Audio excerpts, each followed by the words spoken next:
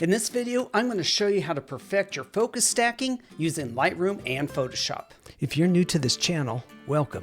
My name is Jason Yoder. I'm an Arizona-based photographer who enjoys capturing the world through the lens of my camera. I hope you find this channel entertaining and inspiring as I take you with me on my photography journey. Subscribe to my channel to enjoy more videos like this. Recently, I returned from a trip to Death Valley. Now, you can watch that episode by checking out the link below in the description. Now, one of the photographic techniques that I use to really capture this amazing place is focus stacking. But here's the problem. Close one eye, stick your thumb out, and focus on your thumb, and notice that everything behind it is blurry. Then focus on the background and you'll notice your thumb is blurry. The same problem is what we have with your camera. It can really only focus at a certain depths.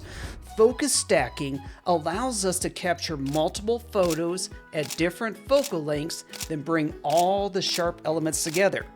We're going to do it in a very easy way. This technique works best for images taken on the tripod, but I've also used it with handheld images. I've got all the images in this series inside of Lightroom, and if we go through here, you might notice that we get images that are in focus at different points. Now, one of the ways I can figure out what is in focus is to actually go to the spot removal tool. I'm going to turn on the spot removal tool, and then I'm going to visualize spots. Now, to get this to kind of help us visualize what is in focus, what we're actually going to do is we're going to drag the visualize spots down until I get content that's mostly lit up on the bottom of the screen. When I do my image stacking, I like to start close and then start moving the focus out gradually with each one of my photos. So I know for a fact that this particular photo is more in focus up close. Now, what I'm going to do is just simply click through each one of these images, and you're going to notice that the brighter outlined areas slowly are moving back because it's analyzing each image and it can see what is in focus. Before starting the stacking process, what I'm going to do is I'm going to make adjustments to just one of these images, and then we're going to copy those adjustments across all of them so that we have a consistent look and feel for all of our photos. So for this one, we're going to keep things very simple here. So all I'm going to do here is I'm just going to add a little contrast.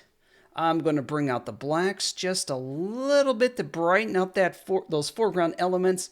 Maybe add a little texture in there. Again, I'm really not trying to produce an amazing image here, just to show you the techniques. Down at the bottom, I'm going to right-click the image that we made the changes to. I'm going to go to Develop Settings and then select Copy Settings. Now here, I'm going to select everything and just say Copy. Down at the bottom, I'm going to hold the Shift key and select all the images. Right-click them. Developer settings, and then we are going to paste the settings. Now that our adjustments are consistent across all photos, time to go to Photoshop. With all of the images still selected, I'm going to go up to Photo, Edit in, and then Open as Layers in Photoshop. This is going to take just a few minutes. Now that we have all the images loaded up, what we're going to do is we are going to select all of the photos. We're going to go under Edit, Auto Align Layers, and then I'm just going to leave it on Auto and let it go. This is going to take a look at key points in each photo and maneuver the pictures around. This is particularly beneficial if you did this handheld. Now it's time to stack the images. Under Edit, go to Auto Blend Layers. We're going to leave these as stacked images, and I'm going to check Seamless Tones and Colors.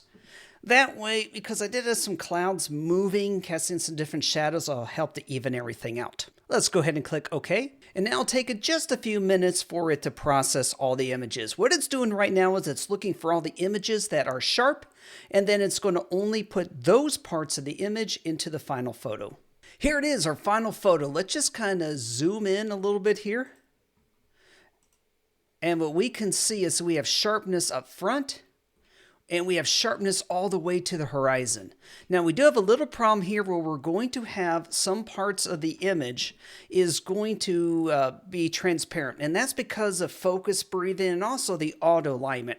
So what we're going to be doing here is we are going to be doing a cropping of this image. So I'm going to turn on the cropping tool.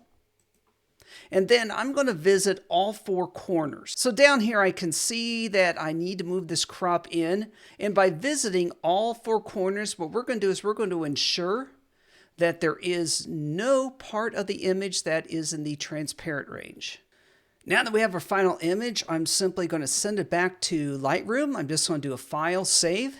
And that's going to create a new image in Lightroom. Let's head back over there.